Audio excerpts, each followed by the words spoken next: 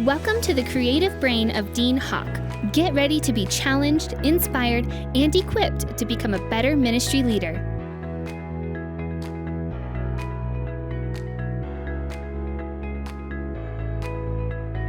Hey, welcome to the Dean Hawk Leadership Podcast. This is Dean. Thank you so much for joining us this month. I hope that these leadership insights are helping you, helping your team, and just want to encourage you, if I can assist you, help you in any way, shape, form, please just shoot me an email, dean@rockfamilychurch.com. We'll set up a time to chat by phone, set up a Zoom. And I love coaching pastors and assisting them. And please, my new schedule has given me time and freedom and flexibility to even be more accessible to helping pastors. So let me ask you a very real question as we dive into this topic this month. We're in the middle of summer, and I think this is a very honest question that all of us need to embrace. And that is, Pastor, when did you stop having fun? Not preaching, not fun leading, not fun serving. I mean fun, unrelated to church, to ministry, to discipleship.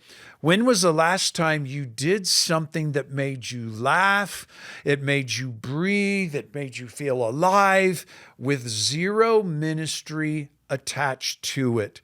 And one of my go-to questions, especially when I'm spending time with pastors, is, what do you do for fun?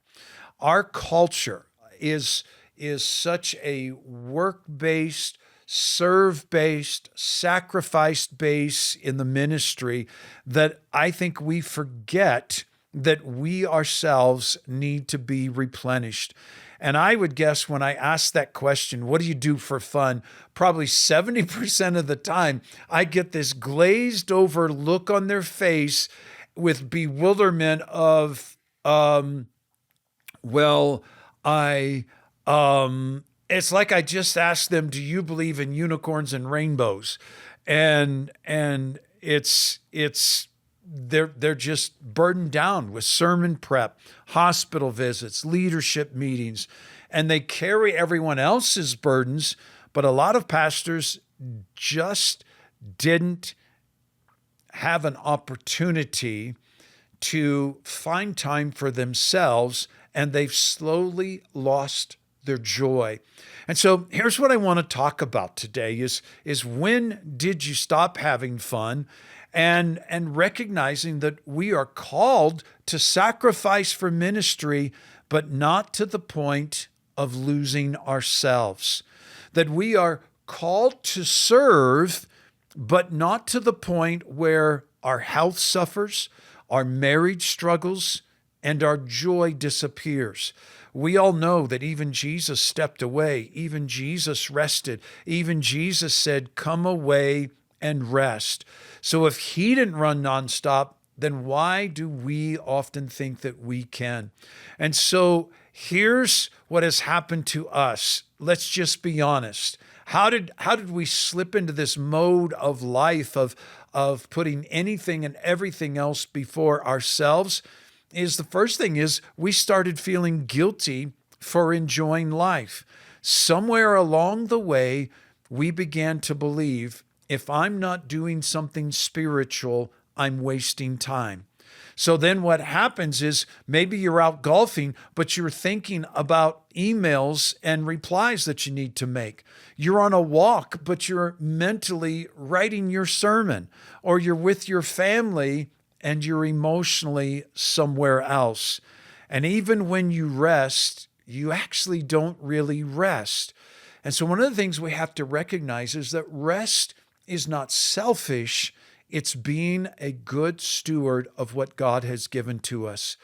Second thing that happens to us is we replace joy with responsibility, because ministry is heavy, and over time, responsibility can crowd out times and seasons of joy. And what used to feel like a calling now just feels like constant pressure. And thirdly, we bought into the lie, I just don't have time. Those pastors, when I say, what do you do for fun? And they stumble and they can't find anything, their excuse most often is, well, I just don't have time. Well, let's call it what it is. It's not a time issue. It's a priority issue. We all have the same amount of time, but we always make time for what we value most. Fourthly, we lost ourselves in the role. For some pastors, ministry just didn't become what you do. We've been talking about this in previous months here on the podcast. It became who you are. And now if someone asks you, what do you enjoy? You don't even know how to answer that anymore. And here's why this matters more than you think. It's not just a small issue. The reason it's a big issue is because we can't pour from an empty cup. If all we do is give, eventually we have nothing left to give. And then our family feels it first. A drained pastor often has a shortened fuse. They're distracted. They're emotionally unavailable. But a refreshed pastor is present. It's a joy to be around. They're carefree and they're happy. And so we must recognize that burnout isn't caused by working hard. Burnout happens because we never recover. We never had a chance to rest. And we're in this game for the longevity. And so what happens is we actually become a better pastor when we step away. We come back clearer, we come back sharper, we come back more creative, we come back more patient. And some of our best insights will come when we disconnect, not when we grind harder. And for me, myself, I've learned to build these rhythms of doing something fun in my life. In the wintertime, I love to ski. If you tried to come skiing in Colorado this past winter, you know there wasn't a lot of snow. I got in less than half of the days of skiing that I usually do. But in the summertime, I love to golf. I love to be outside, anything outside. And here's something I learned a long time ago. Those of us that have a micro kind of job are often refreshed with a macro kind of environment and doing something. Those of us that are at a computer doing the micro things, we love getting outside. One of my favorite things is to go out to our property west of Colorado Springs of 160 acres, and I get out the chainsaws and I'm dropping trees and I'm doing physical work. It's the opposite of what my job is, and so that literally refreshes me. But then the guy who's maybe driving the backhoe, doing the macro kind of job, they're the person who, in their free time, there's a joy in the micro, and maybe they're into making the fly fishing, doing the lures, and doing the very micro and the small, maybe doing Legos and puzzles and doing the micro things. I want to encourage you, find those things that refresh you. I have found that when I go to the gym, there's oftentimes I don't want to, but when I do go, when I walk away, I feel refreshed. I burned off some of that frustration and anxiety, and it has replenished me not just physically, but emotionally as well. And so those things don't just happen.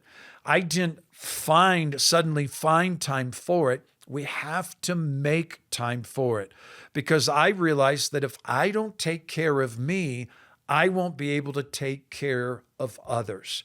That it's not selfish to take care and meet your own needs. It's so that you can minister to others. And one of the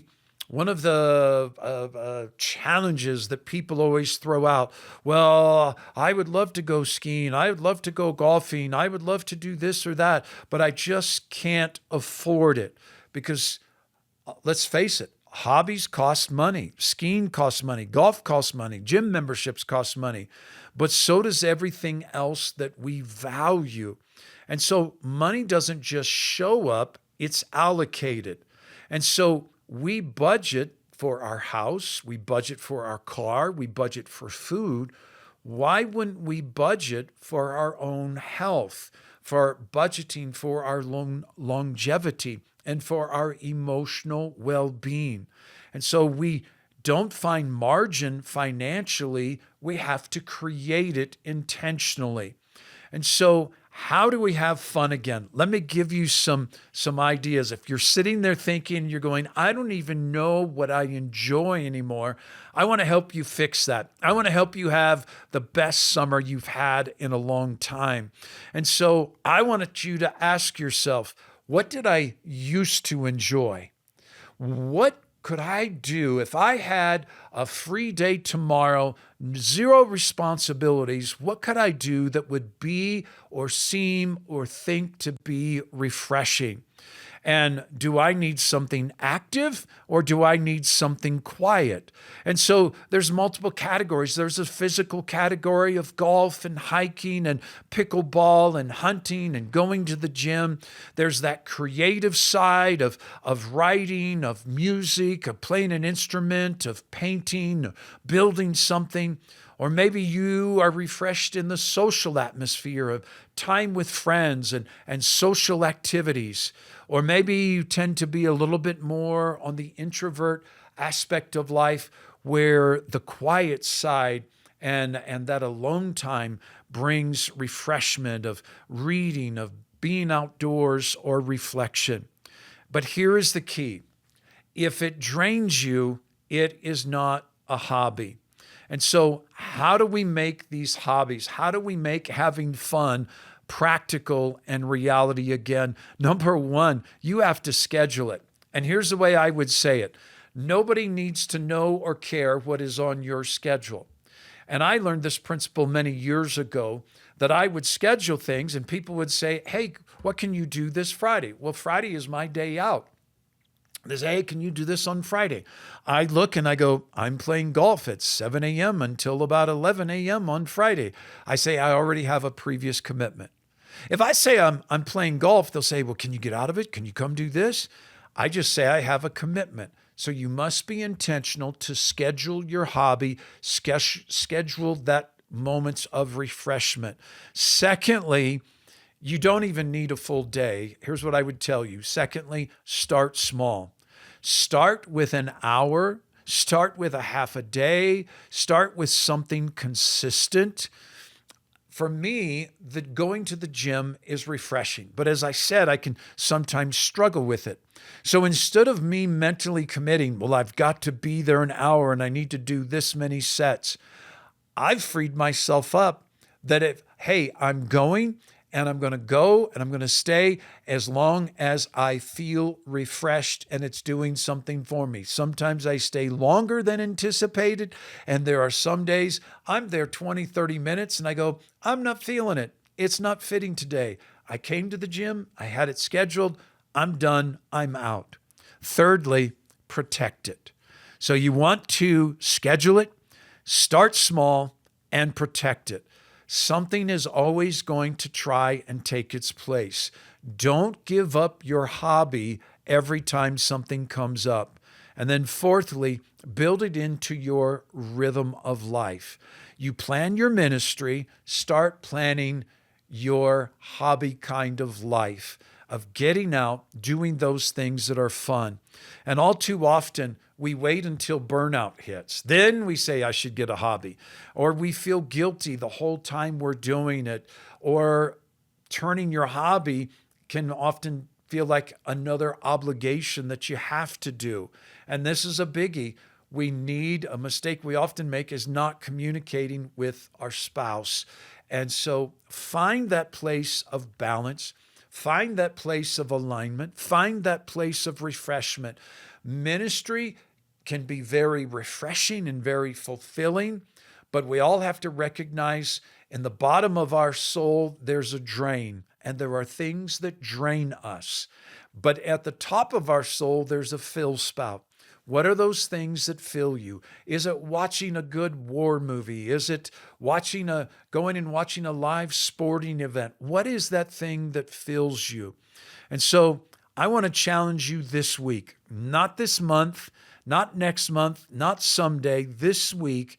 Pick something that you enjoy, put it on your calendar, talk to your spouse about it, and follow through. Because your church pastor doesn't just need a faithful pastor, it needs a healthy one. And you need to take care of your soul. So let me leave you with this.